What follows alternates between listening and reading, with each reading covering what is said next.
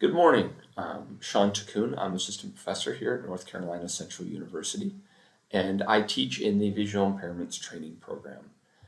We are the program that trains teachers and professionals to work with individuals who have visual impairments. I'm going to share a session here on strategies for when a student has a visual impairment. And the goal of this session is to give you a broad overview of visual impairments, some things that can be done, ways that we can make our classes a little more accessible, as well as some resources that we have here on campus that may be able to help. You should know that we do have the only visual impairments training program in the state of North Carolina. And in our program, we train specialists in technology for people with visual impairments, people who train travel and cane work to get around in public, as well as specialized teachers that work with visually impaired children in the schools. So we have a fairly significant amount of knowledge within our university, and as the only one in the state, we have some additional resources in terms of just people power. Oh, I'm going too quickly here. So the first thing I want to make sure that I cover is the anatomy of the eye. You should know that you can have a visual impairment that's mechanical. So that means your eyes don't move muscle-wise in a coordinated or in a way that would help your vision be clear. You can have a visual impairment that involves the physics of the eye, how light enters the eye, how that light is interpreted and seen, and how opaque, right, the lenses of the eye are because they are organic structures. And then you can also have a visual impairment where your eye appears completely normal. There's that normal word. It'll come up later. Where the lenses and everything look fine, so that an ophthalmologist looks in your eye and everything's perfectly fine, but somewhere back in the brain, in the information processing of your vision, things do not progress in a fashion that sort of the brain was designed for, and you can see a mixed image. The first thing I want to share is kind of a cliche image of a car that is obviously not in the state of North Carolina. It's from when I taught in the state of Wisconsin, and this car is in its driveway with like 2 feet of snow on either side of it. And the left image, you can see the car clearly. You can read the license plate. You can see that there's ice on the ground. In the right vision, however, it is significantly blurred, kind of the equivalent of a 2200 vision. You can't see the plate. The car kind of blends in with its background and the environment a little bit, like the colors. You can see there's a difference there, but where it is, you can't really tell. You definitely can't read the numbers on the house. And even on the ground, you don't know if that's ice or snow because the reflective glare that would normally give you some indication that there may be danger there is not clear. So you can see how this might have a really significant impact on your day-to-day life. Now, visual impairments actually have a pretty significant range. And when we're talking about vision, we're going to start with what we call quote unquote normal vision. And normal vision is that 20/20 vision that your doctor says everything's fine, and you go in and they say we don't need to see you, and the DMV just kind of dismisses you and says, all right, good, go to the next station. Normal vision. Now, for many of us, a huge number of us, we have what is called corrected vision. Taking off my glasses here, I can correct my vision, the problems in my left eye, with a lens that I put on, and now my vision is perfectly fine in the left eye. Corrected vision is anyone for whom you can use lenses, contacts, things of that nature to bring the vision back to 20/20. Now, some people will say, oh, without my glasses, I'm blind. No, you're not, because the definition of blindness is that you can't correct it. So if you can put it on your glasses and fix your vision, you're not blind. And just be kind of aware that among people who are blind, saying things like, "Oh, I'm blind without my glasses. I know how you." No, don't even go there. It's a whole different world. For those individuals for whom glasses cannot correct your vision, those individuals are kind of medically normally referred to as low vision. And the field is kind of looking at the word low vision or decreased vision. We used to use partially sighted, and just evaluating what we're going to use in this modern terminology. But low vision is defined as somewhere between like 20/70 to 2200. That is when you're wearing your glasses, like when you're corrected, that's what your vision is. And individuals with low vision will still have some pretty significant impact to reading and daily activities. And you will most commonly, like the most common individuals that you may have in class would be probably students with low vision, which doesn't mean that they're not having a significant visual impairment. You might not even know it. They might have sufficient vision that they can get around day to day and not appear to have a visual impairment at all. But in reality, when it comes to things like reading and academic tasks, there's going to be some significant barriers. That brings us to legal blindness. Now, legal blindness is 2200 or worse in the better eye with best correction, or a field of vision, that normal field that we have that's about 170 degrees wide, of 15 degrees or less. So you're just seeing one little field that can be off to the side, that can be in the middle, a very small field. And I always forget if it's 15 or 30. You're going to have to apologize for me. It's still early. Need a little more coffee. But it is a very small visual field you can see through. That qualifies you as legal blindness. And as a result, you're going to have obviously some pretty significant impacts, like in that image we were looking at. That was a simulation of 2200.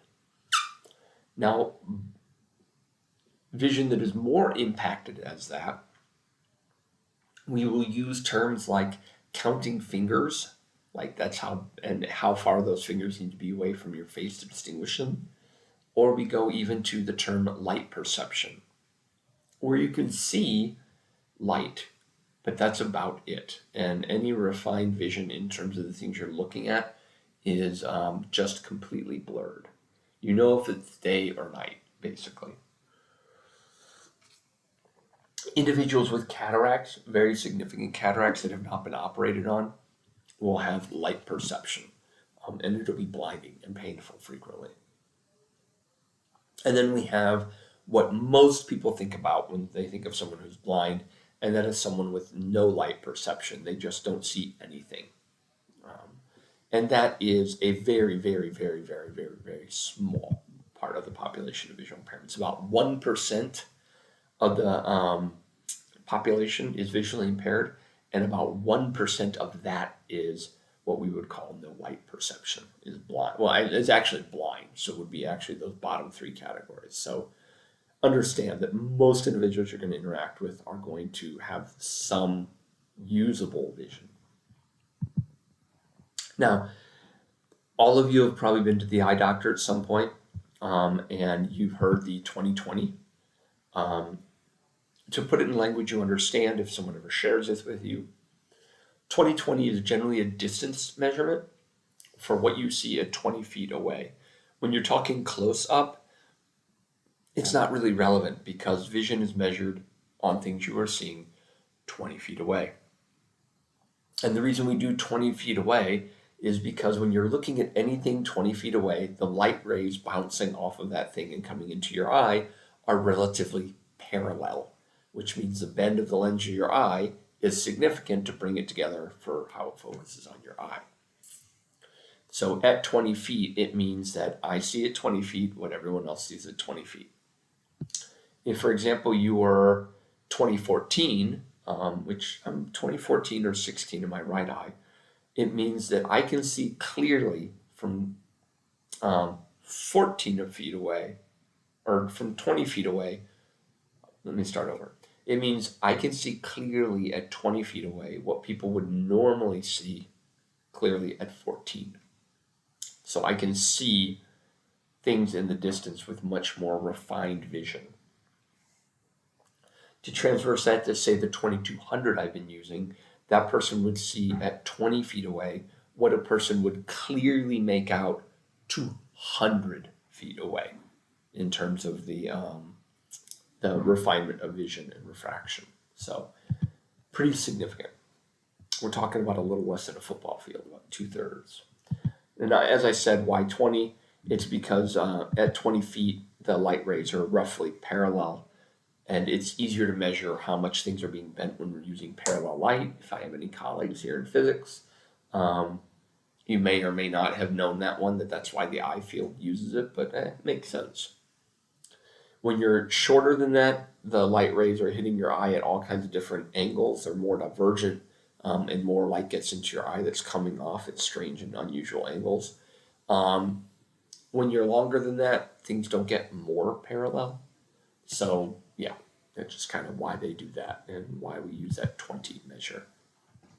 Now, low vision and legal blindness, again, and we'll see if I said it, no, it was 20 degrees. I haven't taught the legal blindness class in a while. My apologies. So low vision 20/70 in the better eye with best correction, and that's a functional and working definition. The true measure of this, it all gets kind of blurry at some point.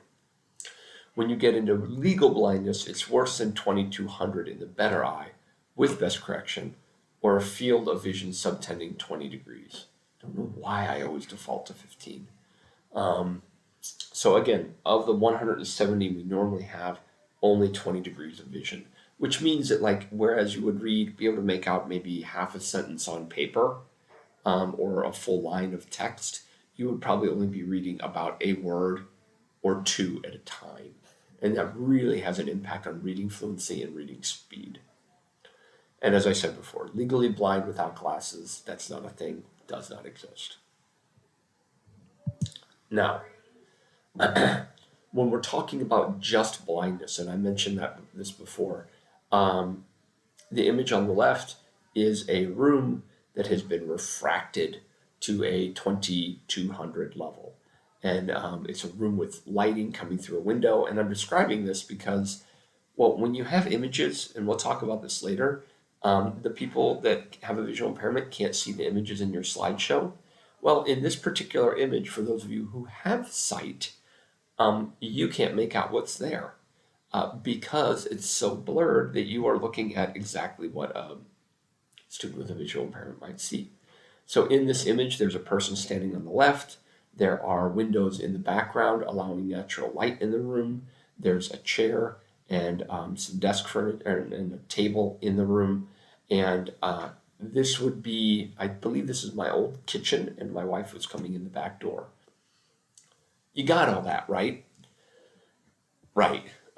There's a lot you cannot necessarily make out, but if you're contextually in that space, you may be able to figure a whole lot out. We normally don't use levels of blindness or many of the terms in academic use of, like, functional vision, how much of your vision you can use for tasks.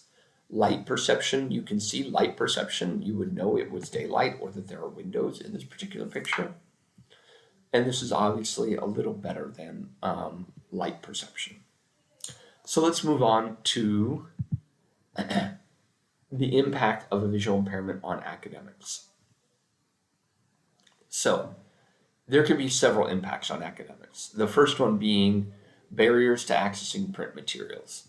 If you have a significant visual impairment, you're going to have trouble reading and seeing materials being presented in the classroom.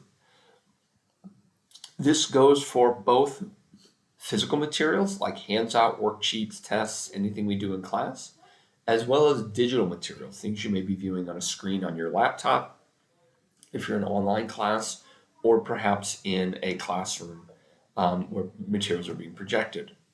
So access to presentation materials is, frankly, even more significant a lot of times because it's being put somewhere the student has no control. When it's put on a personal laptop machine, there's a lot more we can do with it in order to magnify it. but still, there's limitations on how big you can make things. And obviously, making it bigger doesn't necessarily make it better. When you have a visual impairment, that effect of bringing it closer to get a better look doesn't get the whole thing done. Because the more closer you bring it and the larger you make it so that you can see it, and I'm kind of holding my hand about 2 inches from my eye, which would not be unusual for a person with a significant visual impairment. Now I can't see the whole page anymore, and the work I have to do to perceive everything gets a lot more significant. So access to presented materials in the classroom or in virtual presentation is going to be impacted, regardless of what you do. And obviously, because it takes more to take all that information in, pacing is a huge thing, as well as having some access to those materials, but we'll talk about that in a minute. And then the last thing in here is access to a learning management system like Blackboard and Canvas, or Moodle, or Google Classroom, depending. The organization of your files in those environments, which tend to be kind of busy, right? They layer up menus on the left that go to menus in the middle, and you've got to find a button in the upper right-hand corner, or sometimes your submit button is off the screen to the bottom right. If you're not perceiving the whole screen at once, or you're not seeing all of those fine details all at once, it can be really, really time-consuming to orient yourself to those materials. And beyond that, those materials in those environments aren't always the default font and styles aren't always helpful.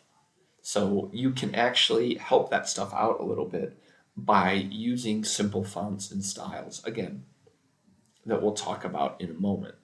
But a visual impairment is going to impact all of this, and I really want to emphasize the organization thing. It's really easy to overlook it, and it means whenever you are visually impaired, everything, and this is one of my research findings in my dissertation, everything takes longer.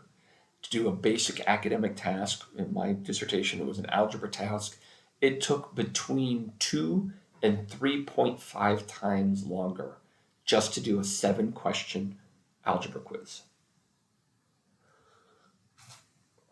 That was a sip for dramatic effect.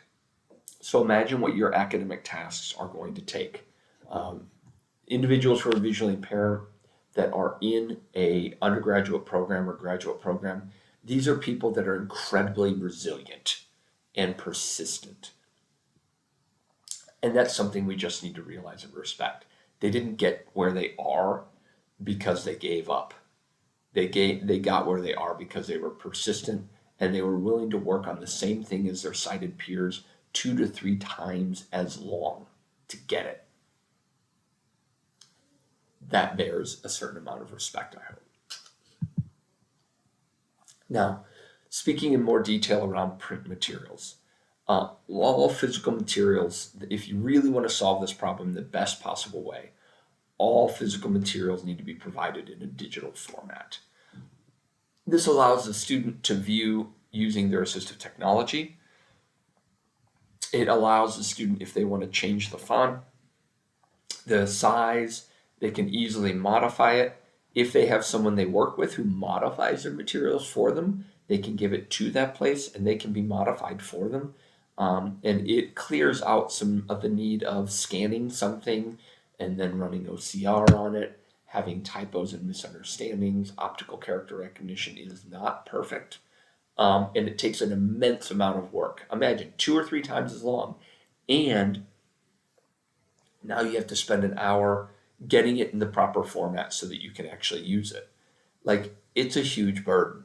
And anything we can do to alleviate that is very appreciated and nice. Now, digital materials can be modified in several ways. A student can use screen magnification on their computer where it enlarges everything.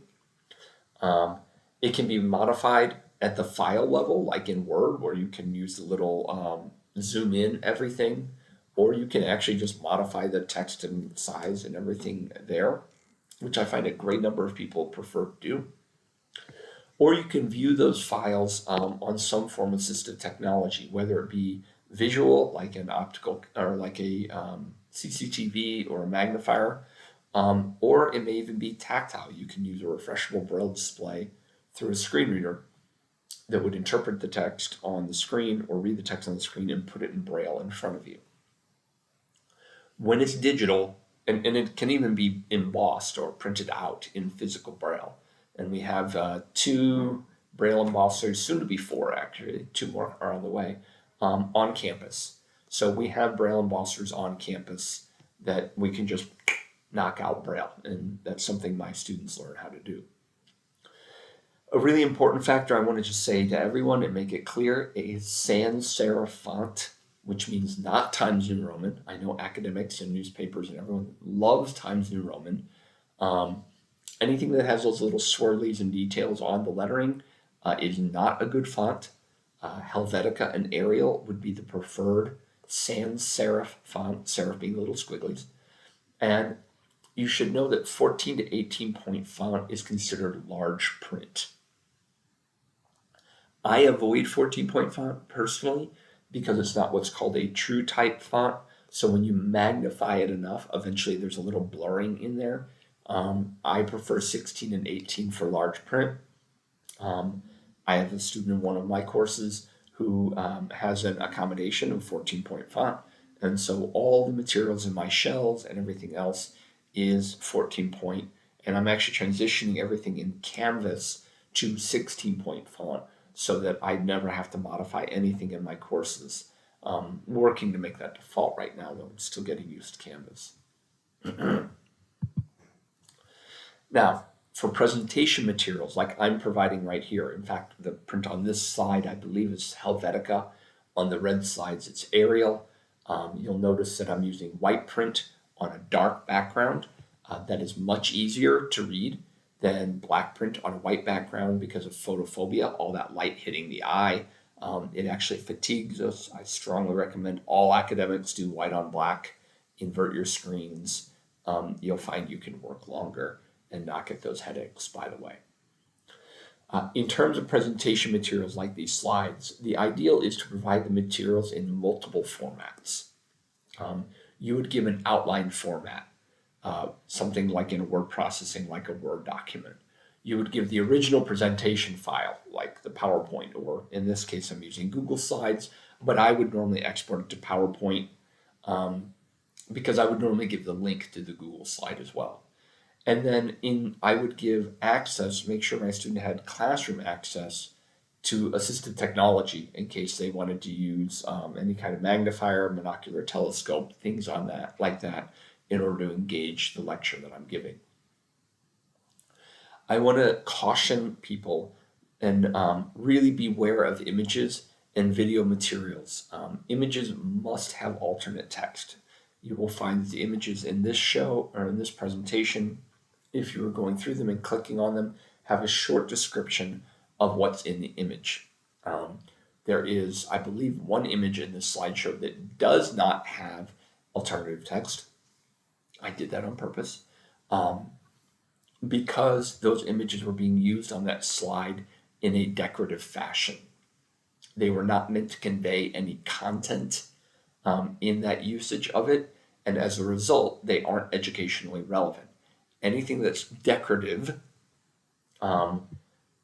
doesn't necessarily require alternative text, but when we don't give a description of those things, then we also exclude the students, which is why you'll find that the majority of my presentation is white print on a dark, high contrast background with no images. I try to communicate what I need to communicate without images because the images do carry a fair amount of meaning, but more often than not, when I need to do some sort of image or video sharing or demonstration, I do it live. Because when I do it live, the student can ask questions right there, right then, and I can actually, supervise my own audio description of what I'm doing so I can make sure it's in good shape.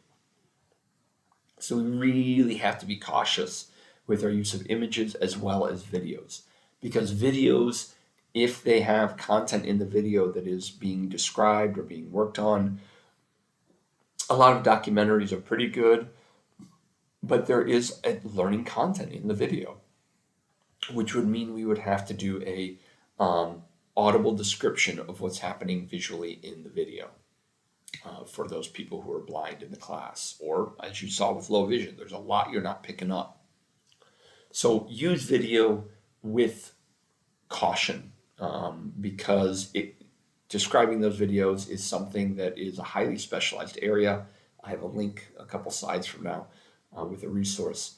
But we really want to make sure that our video and our images are content relevant.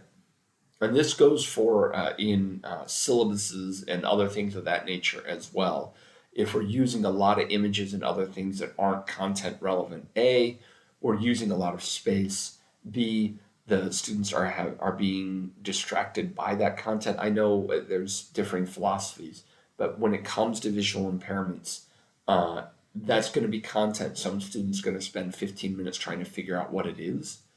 And that was 15 minutes of their life that is very valuable that they could have used on something more academic or, daily life or even rec and leisure. I mean, if you don't know what an image is, you'll spend a lot of time trying to interpret it, possibly even calling someone and using very prized assistance minutes over a video call to just find out that it was like a smiley face or something. It's just not, it's annoying when you're that person, trust me.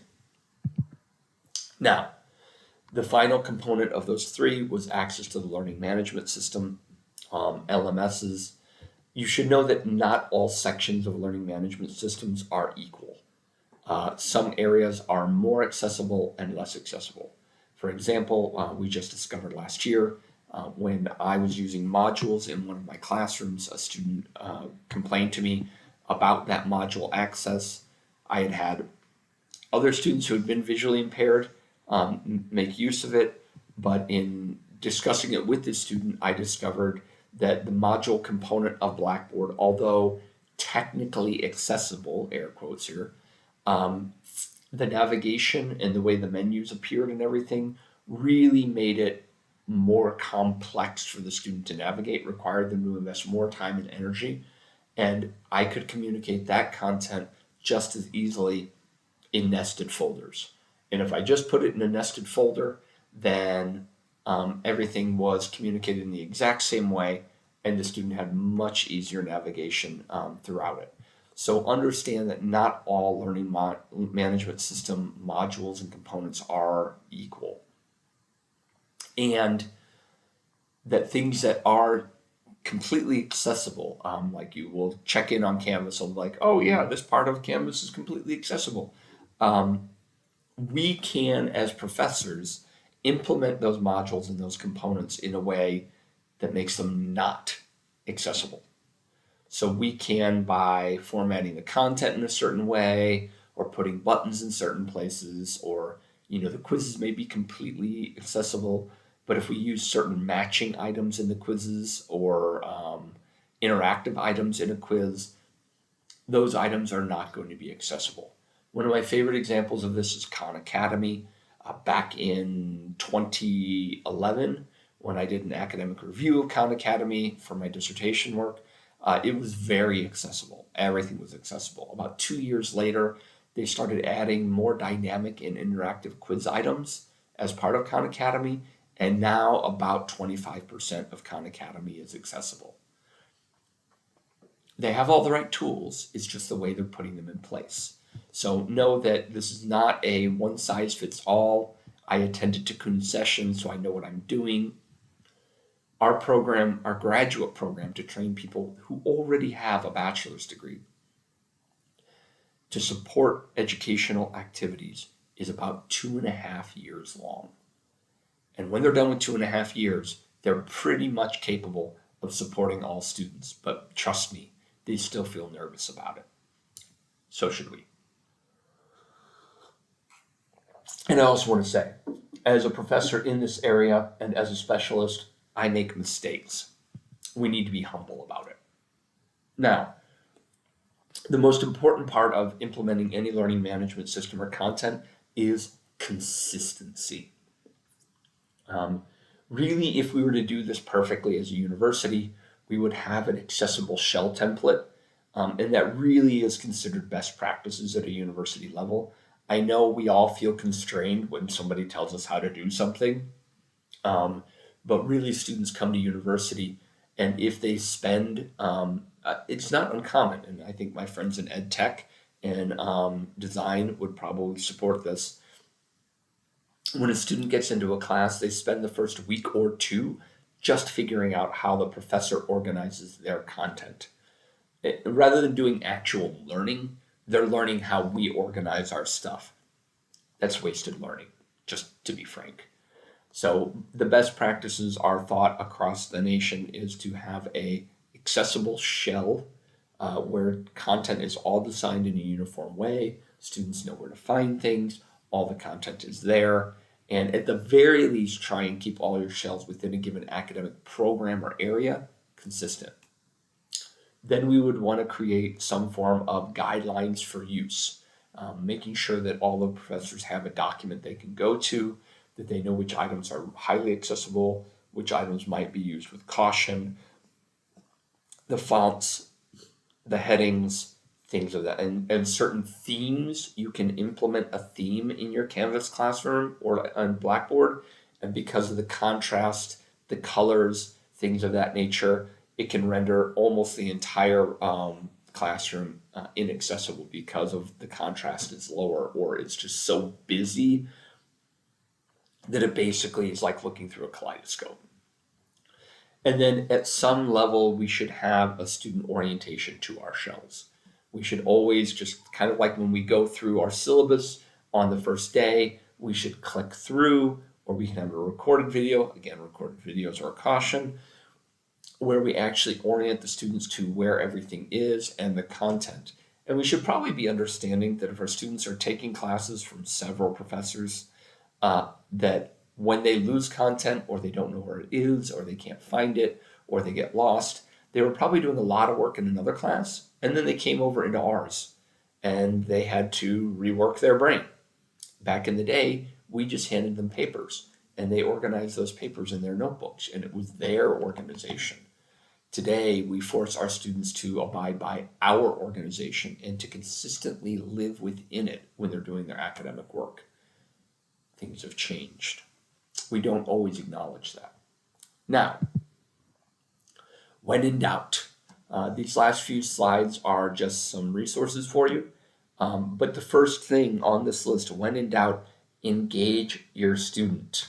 Not in combat.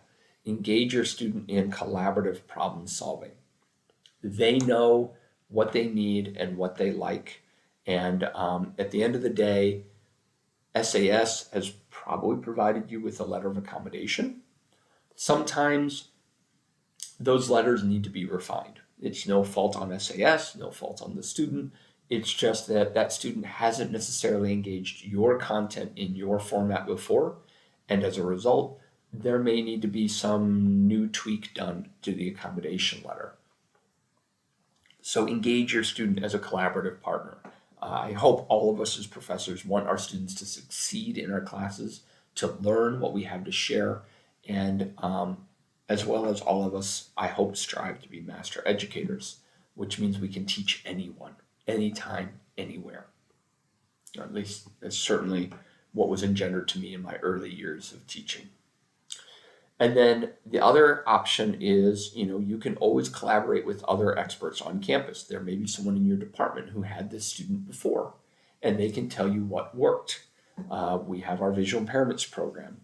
There are other students on campus who are visually impaired who perhaps would be willing to be an advocate or help you understand something in a way where you aren't necessarily approaching your student and, possibly making some faux pas here and there in language or communication, but you can kind of explore some of that stuff with someone else to kind of get the ground settled under your feet. Because when we're doing something wrong or people ask for us to change things, we can get defensive.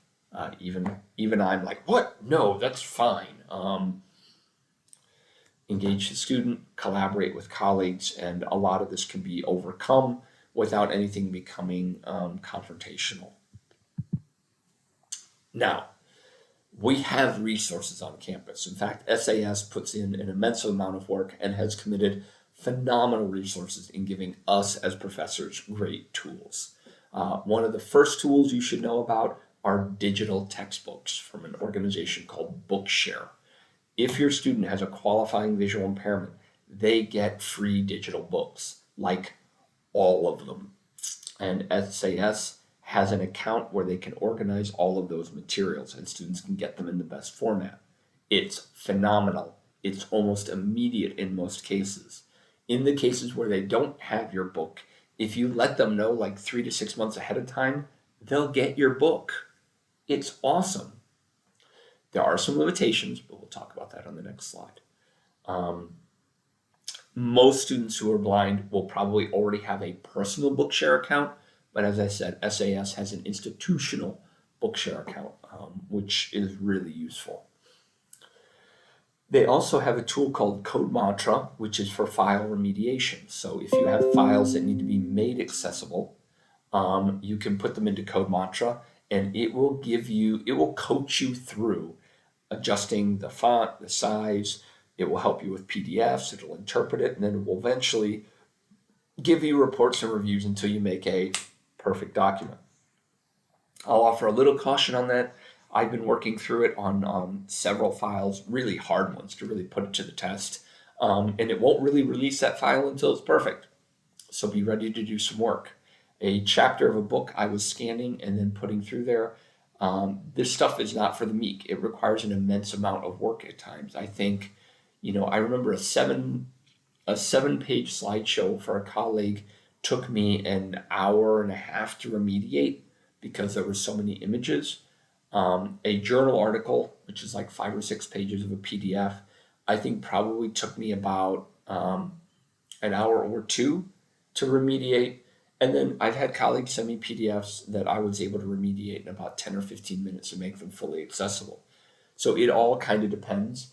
But again, you would normally have to do this with Acrobat Pro with a whole bunch of developed skills and practice. Someone like me who would already know. Code Mantra provides you with that information and a much more user-friendly interface.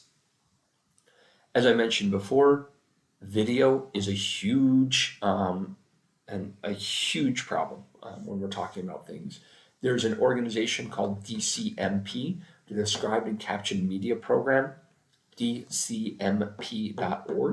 They have a great website. They have trainings. They have videos where you can clip things and pull them out, where they've already done all the described elements. You may have videos in class that you use. They may already have described versions of them for you.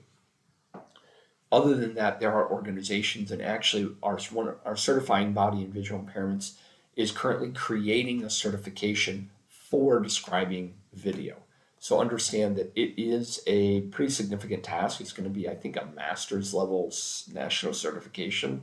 So it's not for the meek. Now, SAS also has an institutional copy of JAWS Fusion, which is a screen magnification program and screen reader. This is available free to students who have a qualifying visual impairment. In fact, SAS also shares those programs with my students, some of which are visual impairments, but we train those programs in our program. Sorry about that. That software in our program, that's better. And then actually on campus, over in the School of Education building, I have the Visual Impairments Training Program's AT Lab, where we have simulators, we have different software, different magnifiers, and that's when our students come on campus for weekend intensives to learn to use this technology and engage in. So we have those resources available on campus as well, but as we're going to see in the next slide, there are some limitations to that. Now, the limitations of those resources. This is important because there are no silver bullets. As much as we want them, there are no silver bullets. Digital textbooks from Bookshare have no images or graphs or equations when it comes to providing those tools in a format for the visually impaired. So if you are a math or science or a visually intensive field with maps and things like that, in a social studies or geography, things of that nature, know that those things aren't helping you. Those sorts of things can be created in a tactile format.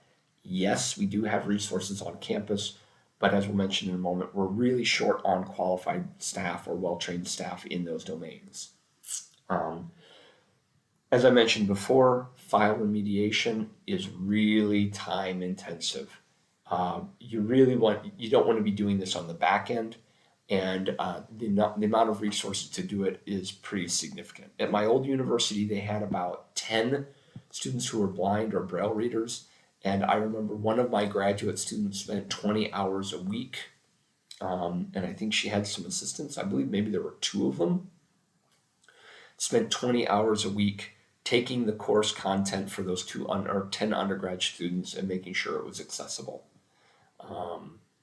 It takes a lot of time and energy to do this and do it right. It's the right thing to do, but the first time you have a student in your class and you go and find out you need to adapt everything, you need a lot of time to get it done. My dream of dreams would be whenever we get to a place that we could have some sort of course release, that if somebody needed to make a course accessible, they could have some form of release to make sure they provided that support, and maybe we could certify that course as a fully accessible course on the back end. That would be my dream, but we're all very busy, and we know that. No excuses though.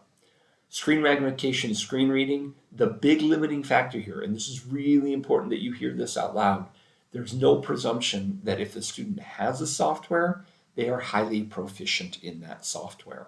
We have huge vacancies in the state. Of the 117 teachers that work in the K-12 schools, there are probably another 100 vacancies. That's what our program is working to do, and it's been systemic for a long time, which means your students coming into the university probably didn't receive enough training from their teachers coming up through K-12. And the adult services are also just very, very, very overwhelmed. There are very few trainers in the state that reach the highest level of proficiency in programs like JAWS or Fusion, or have the academic, would have equal academic knowledge as what your student is engaging. So there's a training gap. Don't assume that because a student has the program, they know how to use it or they're proficient with it. And then finally, within our VI AT lab, know that we are a distance education program, which means we only have students on campus rarely, and we only have very few faculty. In the area of AT and the classroom teaching, I'm the only faculty member in that area, and as you heard, it's about 2.5 years, so we have an immense number of courses. The adjuncts that we retain, because we're an online program, are not present on campus, and so they aren't really a resource. And as it stands right now, there's only 3 faculty members in this area, the other 2 specializing in cane work and travel. So our student resources and our faculty resources are just enough to provide our program, and we don't really have a whole lot. And that's not to say that we're going to say no necessarily, but even if we say we can help, we're probably going to be in a rough spot for providing enough help. So it's a challenge, y'all. Just know that. So we have a lot of great resources here at Central, and we have a lot of know-how, and we care about our students. The thing we need to do is just remember to be collaborative, forward thinking, don't be defensive, it's not personal, and we'll be able to get our students through a lot of these materials. I hope you enjoyed this presentation. Boom, 44 minutes solid.